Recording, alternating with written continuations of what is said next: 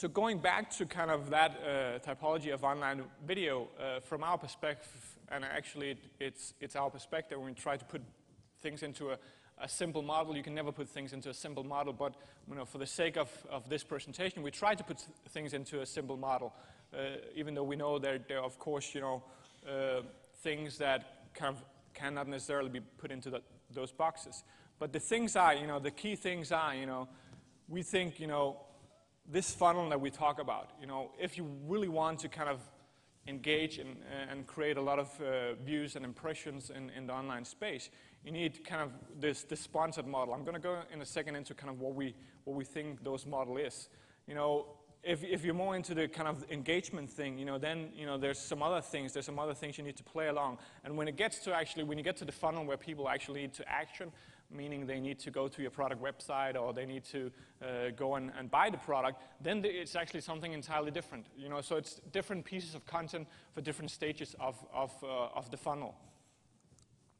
The sponsored model. A great example on this is in Denmark this year. You have something called the Roskilde Festival, which is a big summer festival. And actually this year they've done something.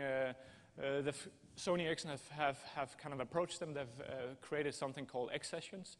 So the Roskilde Festival, Sony Ericsson created something to promote young and upcoming bands. So suddenly, that becomes, a sponsored model. It becomes something that's easy to package as a piece of content. And this is a very short clip of an example of one of those bands. It's a bit weird, but it's quite fun.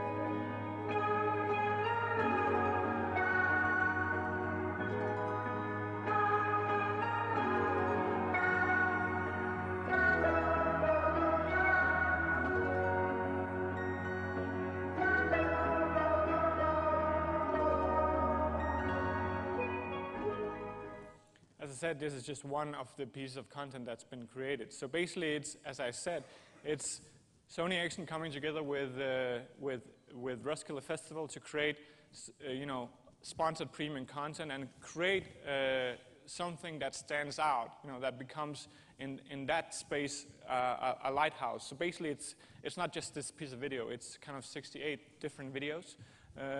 So a lot of video has been produced. So it's very rich. It's going to be a very rich experience for the people that are interested in this.